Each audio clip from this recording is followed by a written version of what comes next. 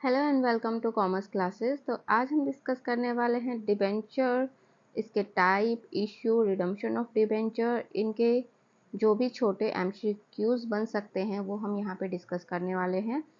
और टॉप 10 यहाँ पे हम एमसीक्यू यहाँ पे डिस्कस करेंगे। तो चलिए शुरू करते हैं हमारे इस वीडियो को। मेरा नाम है किरण और हम तैयारी कर रहे हैं एस्टेट पीजीटी कॉमर्स 2023 की। तो चलिए बिना देरी के स्टार्ट करते हैं हमारे इस सेशन को। सबसे पहले हमारे पास क्वेश्चन आता है डिबेंचर होल्डर्स आर, कि डिबेंचर होल्डर्स क्या होते हैं किसी कंपनी के लिए। तो डेटर्स होते हैं, क्रेडिटर्स होते हैं, एक्सटर्नल यूज़र होते हैं या फिर ओनर्स होते हैं। तो देखिए एक एक करके हम इनको डिस्कस करेंगे। डेटर्स तो कौन होते हैं, जिनको हम क्रेडिट में अपना माल क्या करते हैं, सेल करते हैं, ठीक है। तो वो हमारे बन जाते हैं डेटर्स। तो इनको तो हम क्रेडिट में सेल नहीं करते हैं, तो ये तो हमारे डेटर्स होने से रहे। तो फर्स्ट ऑप्शन हमारा यहाँ पे गलत हो जाएगा। सेकंड हमारे पास आता है creditors of the company. Creditors कौन होते हैं, जिनसे हमें कुछ पैसा क्या लिया हो, उधार लिया हो, ठीक है। जिनसे हमने पैसा उधार लिया हो या फिर माल हमने क्या लिया हो, उधार में लिया हो, जिनको हमें पैसा देना होता है, ठीक है। तो दूसरा हमारे पास ऑप्शन ये आता है। तीसरा हमारे पास ऑप्शन क्या आता है, एक्सटर्नल यूज़र ही होता है हमारा। एक्सटर्नल यूज़र जैसे कि हमारी गवर्नमेंट हो गई, जो कि क्या करती है, हमारी जो इंफॉर्मेशन है उसको यूज़ करती है, ठीक है। और फोर्थ हमारे पास आता है ओनर ऑफ द कंपनी, यानी कि कंपनी के मालिक। तो यहाँ पे जो करेक्ट ऑप्शन है वो हमारा हो जाएगा ऑप्शन नंबर बी, कि ये क्या होते हैं, क्रेडिटर्स होते हैं। ये हमें क्या देते हैं, लोन देते हैं। और लोन कैसा देते हैं, लॉन्ग टर्म लोन ये हमें प्रोवाइड करवाते हैं, ठीक है। तो डिबेंचर होल्डर हमारे क्या हो गए, यहाँ पे क्रेडिटर हो जाएंगे। ऑप्शन नंबर बी यहाँ पे करेक्ट हो जाएगा, ठीक है। चलिए नेक्स्ट क्वेश्चन हमारे पास आता है डिबेंचर इंडिकेट द, कि डिबेंचर क्या इंडिकेट हमें करते हैं, प्रदर्शित हमें करते हैं। सबसे पहले हमारे पास आता है शॉर्ट टर्म बोरोइंग, यानी कि शॉर्ट टर्म उधार को, जो कि कम समय के लिए होते हैं। उसके बाद हमारे पास आता है director shares in the company, कि वो डायरेक्टर शेयर्स को रिप्रेजेंट करते हैं। इक्विटी शेयर, तो इक्विटी शेयर तो नहीं होगा क्योंकि इक्विटी शेयर होल्डर अलग होते हैं। उसके बाद आता है लॉन्ग टर्म बोरोइंग्स को यहाँ पे रिप्रेजेंट करते हैं। तो बिल्कुल अभी हमने बात क्या की थी कि ये हमें क्या प्रोवाइड करवाते हैं, लोन प्रोवाइड करवाते हैं, और वो भी कैसा, लॉन्ग टर्म के लिए, ठीक है। तो ये हमें क्या करवाते हैं, लॉन्ग टर्म के लिए लोन प्रोवाइड करवाते हैं। तो ऑप्शन नंबर डी हमारे यहाँ पे क्या हो जाएगा, करेक्ट आंसर यहाँ पे हो जाएगा, ठीक है। दोनों क्लियर हो गए। चलिए नेक्स्ट हमारे पास आता है इन डिबेंचर इंटरेस्ट पेबल इज, कि जो डिबेंचर होते हैं उन पर जो इंटरेस्ट होता है वो कहाँ से होता है, किस में से दिया जाता है, ठीक है। तो यहाँ पे क्या, एक पहला ऑप्शन है हमारे पास transfer to general reserve, general reserve में से ट्रांसफ़र किया जाता है। Transfer to falling fund investment account, ये तो हमने पढ़ा ही नहीं था, फॉलिंग फंड इन्वेस्टमेंट अकाउंट। हाँ जर्नल रिजर्व होता है, लेकिन उसमें से हम प्रॉफिट में से, सॉरी जो रिजर्व होता है उसमें से हम इंटरेस्ट पे नहीं करते हैं। Charge against the profit, firms के प्रॉफिट में से हम यहाँ पे चार्ज करते हैं। या फिर अप्रोप्रिएशन ऑफ कंपनीज प्रॉफिट, या फिर कंपनी के प्रॉफिट के जो अप्रोप्रिएशन होता है उसमें से चार्ज करते हैं।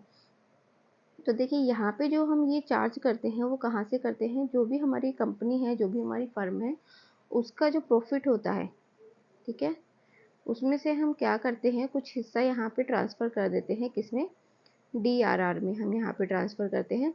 या फिर अगर हमें प्रॉफिट देना है तो हमारा जो प्रॉफिट एंड लॉस वाला है उसी में से हम क्या करते हैं, प्रॉफिट देने का यहाँ पे काम करते हैं। अलग से कोई भी अप्रोप्रिएशन यहाँ पे बनाने की यहाँ पे ज़रूरत नहीं पड़ती। यहाँ पे दोनों ऑप्शन आपको सिमिलर लग रहे होंगे, लेकिन क्या होता है कि जनरली हम यहाँ पे अप्रोप्रिएशन नहीं बनाते हैं। हम हमारा जो P&L अकाउंट होता है उसी में से ही हमारा जो प्रॉफिट है उसको चार्ज यहाँ पे कर लेते हैं। क्लियर हो गया। चलिए नेक्स्ट हमारे पास आता है the owner of the debenture is qualified for, कि जो ओनर होते हैं डिबेंचर के वो किसके लिए क्वालिफाई होते हैं।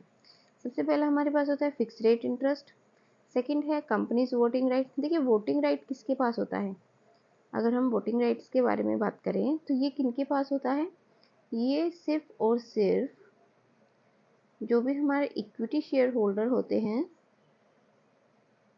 उनके पास होता है। ठीक है, इसके अलावा ये किसी के पास नहीं होता, ये प्रेफरेंस शेयर होल्डर के पास भी नहीं होता, ये डिबेंचर्स के पास भी नहीं होता। तो ये जो ऑप्शन है, ऑप्शन नंबर बी, यहाँ पे क्या हो जाएगा, गलत हो जाएगा। उसके बाद हमारे पास है फर्म्स प्रॉफिट शेयर, प्रॉफिट में हिस्सा लेते हैं। देखिए हिस्सा अलग चीज होती है। हिस्से का मतलब तो क्या होता है यहाँ पे कि आपके फर्म में प्रॉफिट बचा है, यानी कि आपने सारे के सारे जो एक्सपेंसेस हैं वो आपने पे कर दी है, उसके बाद जो प्रॉफिट बचा है उसमें आप शेयर की बात कर रहे हो।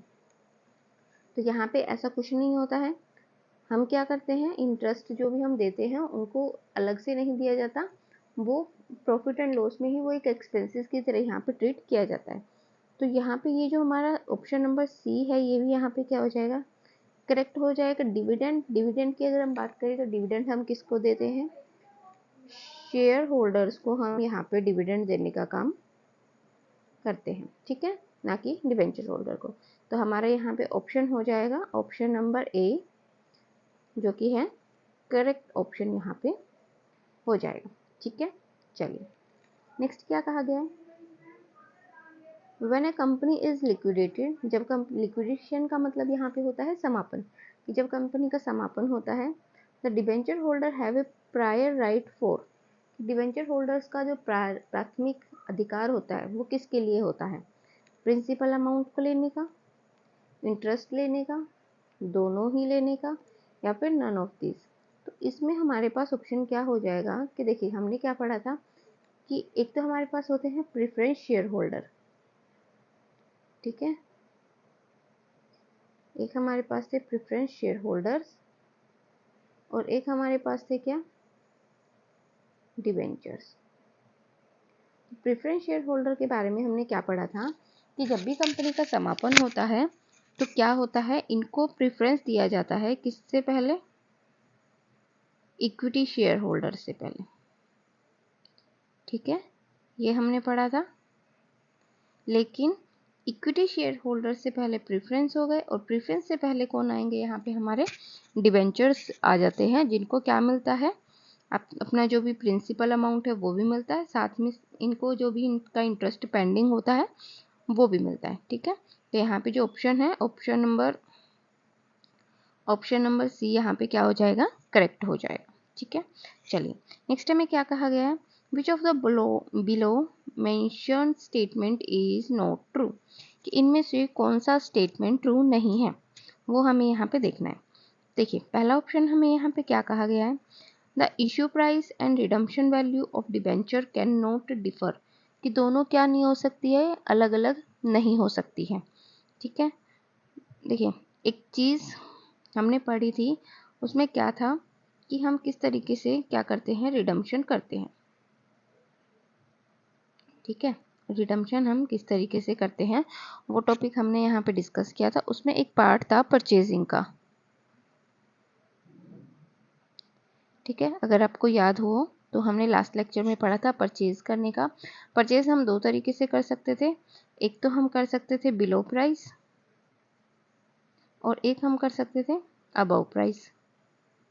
ठीक है, बिलो प्राइस में हमें क्या मिल रहा था, डिस्काउंट मिल रहा था, और अबव प्राइस में हमें क्या मिल रहा था, यहाँ पे हमें कुछ पे करना पड़ रहा था, यानी कि हम उनको प्रीमियम पे क्या कर रहे थे, रिडीम कर रहे थे। ठीक है, और ये हमारी कंडीशन क्या थी कि इस कंडीशन में हम क्या कर रहे थे, हमारे जो भी शेयर जो भी डिबेंचर्स थे उनको हम वापस से परचेज कर रहे थे। परचेज करने का मोटिव यहाँ पे क्या था कि इन जो डिबेंचर्स हैं इनको हम क्या कर रहे थे, ख़त्म कर रहे थे। तो देखिए यहाँ पे फर्स्ट पॉइंट जो हमें यहाँ पे कहता है, the issue and the redemption value of debenture can not be differ, तो ये यहाँ पे गलत हो गया। क्यों, क्योंकि जो रिडम्पशन वैल्यू है वो कैसी हो सकती है, अलग अलग हो सकती है। कभी कभी हम पार पे करके उनको डिस्काउंट पे भी रिडीम कर सकते हैं और प्रीमियम पे भी रिडीम कर सकते हैं। फर्स्ट ऑप्शन हमारा यहाँ पे क्या हो जाएगा, करेक्ट हो जाएगा। नेक्स्ट क्या दे रखा है यहाँ पे, interest on debenture is charge against profit, ठीक है, ये यहाँ पे क्या है, ट्रू है। अभी हमने यहाँ पे बात की थी कि चार्ज किसके अगेंस्ट किया जाएगा, प्रॉफिट के अगेंस्ट यहाँ पे चार्ज किया जाता है, तो ये करेक्ट हो गया। It is a common prefix debenture with the agreed interest rate, ठीक है, कि एक परसेंटेज यहाँ पे लगा होता है डिबेंचर के आगे, और ये परसेंटेज हमारा किसको डिनोट करता है, यहाँ पे इंटरेस्ट रेट को डिनोट करता है। तो ये ऑप्शन भी हमारा यहाँ पे क्या हो जाएगा, करेक्ट हो जाएगा। नेक्स्ट क्या है, a debenture is a kind of public borrowing, ठीक है, क्या है ये, पब्लिक बोरोइंग है।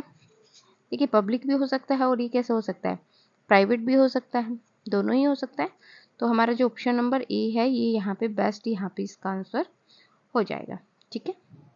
चलिए नेक्स्ट क्या कहा गया है, point out the false statement, तो इसमें भी हमें क्या बताना है, फॉल्स स्टेटमेंट बताना है। तो ऑप्शन क्या क्या है, a firm can buy its own debenture and shares, firm अपने खुद के डिबेंचर्स और शेयर्स परचेज कर सकती है, ये बिल्कुल सही है।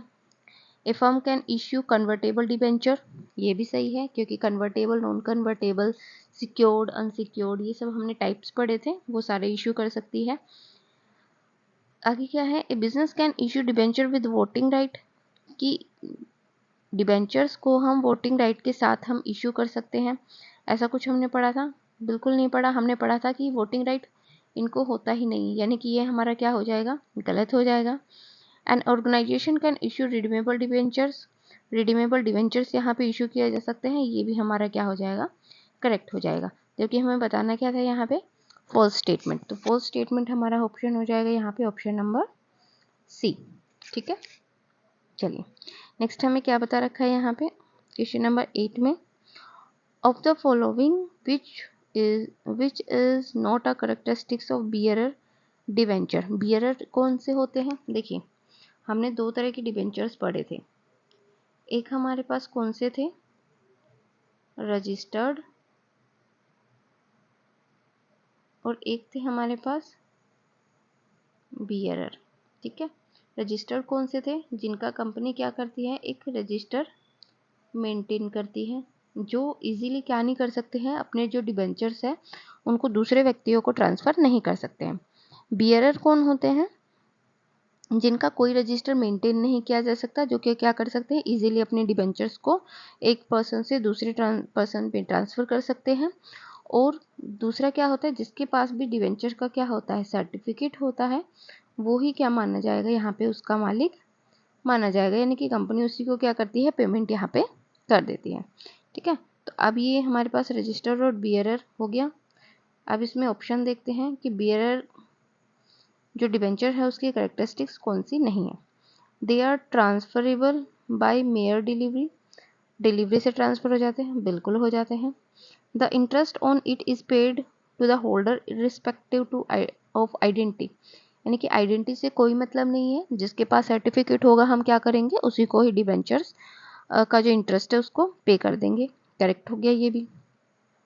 They are treated as negotiable instrument, बिल्कुल, जो ओल्ड टाइप ऑफ डिबेंचर्स होते हैं वो कैसे होते हैं, नेगोशिएबल इंस्ट्रूमेंट यहाँ पे होते हैं। नेक्स्ट हमारे पास है, their transfer require a deed of transfer, कि इनका जो ट्रांसफ़र, अगर हमें मान लीजिए ए है, ए से इसको बी में ट्रांसफ़र करना है, तो क्या हमें ट्रांसफ़र डीड की यहाँ पे ज़रूरत पड़ेगी, कोई ट्रांसफ़र डीड की यहाँ पे ज़रूरत नहीं है, आप सिंपली इनको क्या कर सकते हो, ट्रांसफ़र कर सकते हो। लेकिन अगर रजिस्टर्ड है तो उस कंडीशन में हमें यहाँ पे क्या पड़ेगी, ट्रांसफ़र डीड की यहाँ पे ज़रूरत पड़ती है, ठीक है। तो ऑप्शन नंबर डी हमारे यहाँ पे करेक्ट हो जाएगा, क्योंकि हमसे पूछा क्या गया था, यहाँ पे हमसे पूछा गया था नोट अ कैरेक्टरिस्टिक्स, ठीक है। ऑप्शन नंबर डी यहाँ पे हमारा करेक्ट हो जाएगा। नेक्स्ट देखिए, नेक्स्ट क्या कहा गया है, debenture application account is in form of, कि किस तरह की फॉर्म में होता है ये, ठीक है। अब देखिए डिवेंचर एप्लीकेशन अकाउंट की अगर हम बात कर रहे हैं, एप्लीकेशन हम किससे रिसीव करते हैं, पब्लिक से, और पब्लिक हमारी क्या है, पर्सन है, और पर्सन के लिए कौन सा अकाउंट होता है,